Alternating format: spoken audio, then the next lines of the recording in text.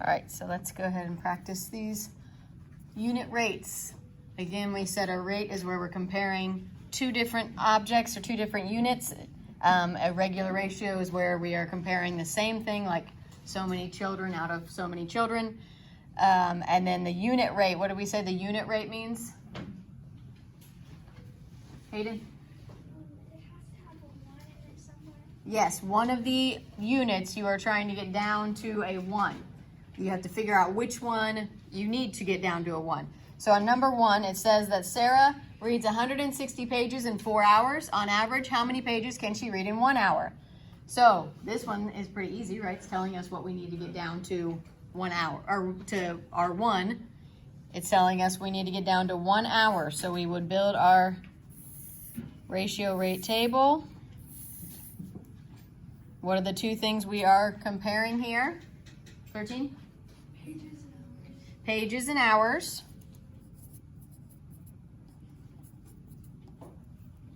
And what's the information we know right now? 9? We have 160 pages in 4 hours. 160 pages in 4 hours.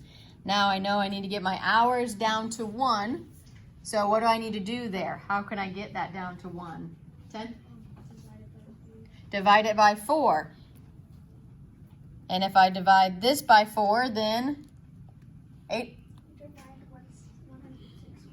Yes, I also need to divide this by 4. Make sure you're drawing this out with me too.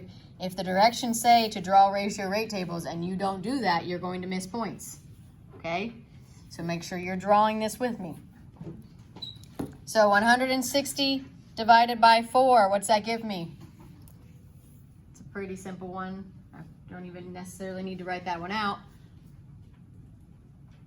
Think of 16 divided by 4 and then add your 0 back on. 11? 40, good. So 160 divided by 4 gives me 40. 4 divided by 4 gives me 1. So what does that tell me? What is my unit rate? Blank pages per hour. 12? 40.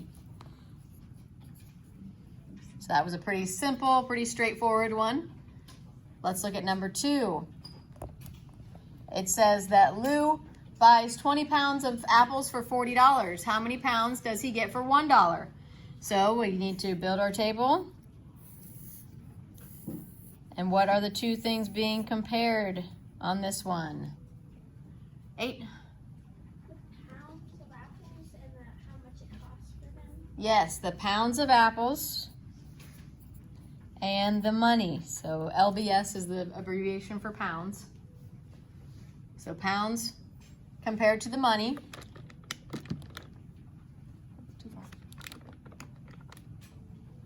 Pounds compared to the money. So what do we know right now? 17? There's 20 pounds and it's worth $40. Yes, 20 pounds and it cost him $40. Now, which one am I getting down to my unit? Which one am I getting down to the 1? 9? My money. I need to know what I get for $1. Now, what could I do to 40 to get down to $1?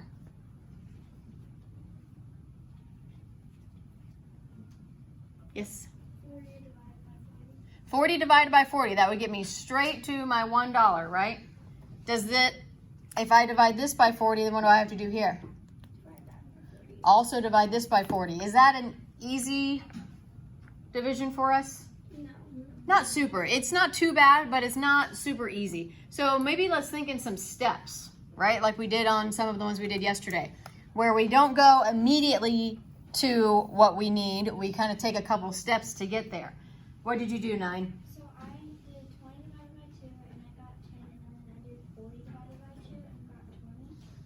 And then from 10 I divided that by 2 and 20 divided by 2, and then I got 5 and 10, and then I divided 5 by 5, divided by 5, and I got 1, and 10 divided by 5 is 2, and then I divided 1 times 2, which is 0.5, and 2 divided by 2 is 1.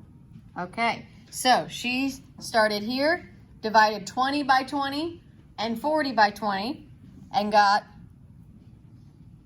wait, what did you say you did? I did 20 divided by 2. Divided by 2, that's right. 20 divided by 2 and got 10. 40 divided by 2 and got 20.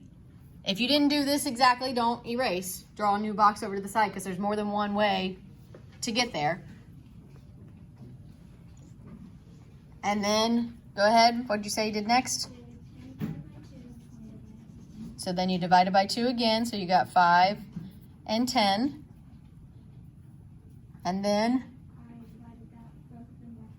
both by 5, so then you got down to 1 and 2. So now we're at $2. So now we need to get to $1. So what do I need to do there? Divided them both by 2, so you get $1 here. And 1 divided by 2 gives me what? 0.5 or 1/2. Remember, if you look at we think of like our fractions as division. So 1 divided by 2 is the same as 1/2.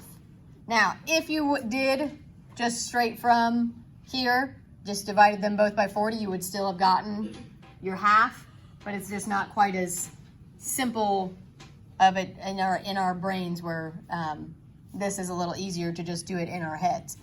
8, what did you do? So I divided the 20 by 20 and got 1, and then I divided the 4 by 20 and got 2, and then we divided. Hang on. Okay, so you divided by 20 first and got down to 1 and 2. Yeah. And then you were at the same step here, right? Yeah, then you divide the 2 by 2. And you get 1, You get 1, and then you get a half. and then you get your half here. Good. Anybody else do your steps any differently than that? If you think about it, 20 and 40, they share quite a few common factors, right? So there's a lot of different ways that you could have divided it down in steps and then still gotten to the same answer, okay? So any way that you divide it down, as long as you get down to your $1, and as long as you're doing the same thing to the bottom as you're doing to the top, then you'll get to the same answer, okay? So what does that tell me then? What is my unit rate? Blank pound for $1. 17? A half pound, yes. It's a lot of money. And you could put a half as a fraction, or you could put 0.5 as your decimal. Both of those are equal to 1/2. So.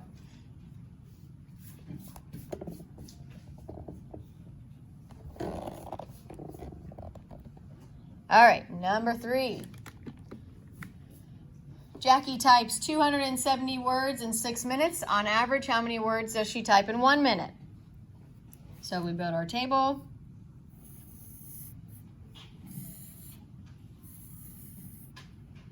And what are the 2 units that we are comparing here?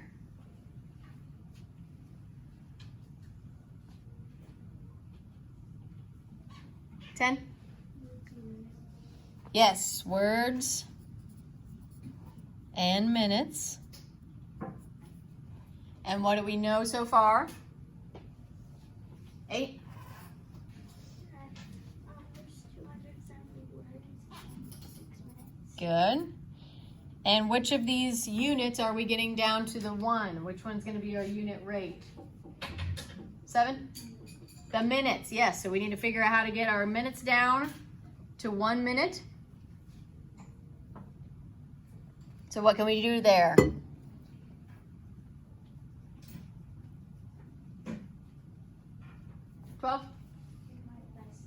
I can divide it by 6. 6 divided by 6 gives me 1 minute. 270 divided by 6. 6 into 2. Can't do it. 6 into 27. 4 times. 4 gives me 24. 24. Subtract that. I end up with 3. Bring down my 0. 6 into 30. 5. 5 gives me exactly 30. So I know I'm done. And what does that tell me then? 13? 45 words in 1 minute. Very good. 45 words in 1 minute. So my unit rate is 45 words per minute.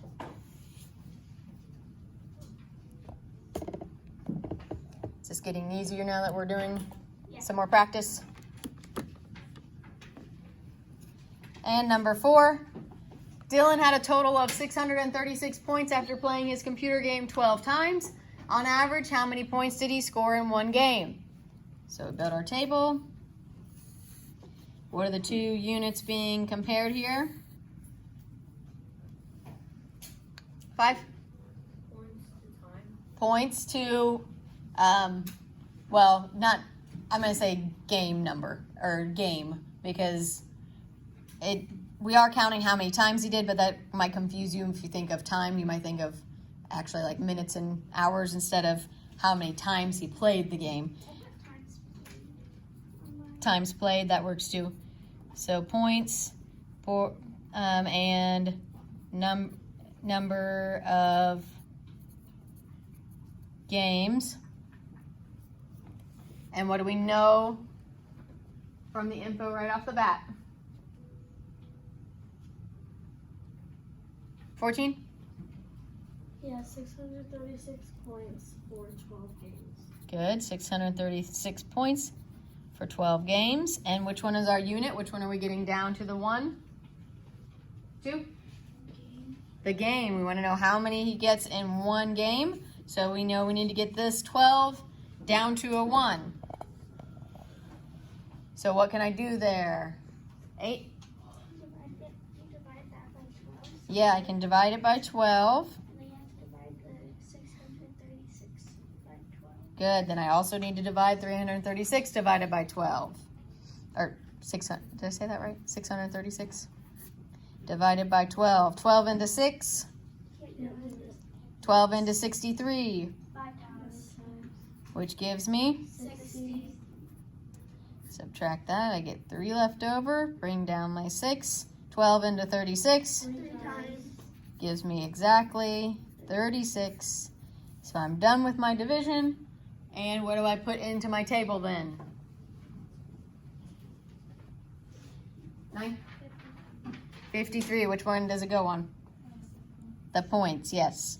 So 53 points on average in each game. So our unit rate is 53 points per game. Yes. So at the beginning, I did something like that, but I was really complicated, and I didn't actually, and I got 53, but Uh-huh. it was confusing. I divided Did you use steps in between? 159 divided by 3, because those were the numbers I got, and I figured that if I did that, that would give me an answer. Oh, okay. That works. Well, if you take different steps, you'd still get to the same answer. So if you look at these, they both end with even, right? 2 and a 6, so you could have divided them by 2 first and gotten another step in between to go down instead of just going directly to dividing by 12. You still would end up with finding the same answer. So, any questions on this warm-up page? Okay, put a big CT at the top so that we know that it was just done together in class, checked together, and then put that into your math folder to keep as a reference sheet.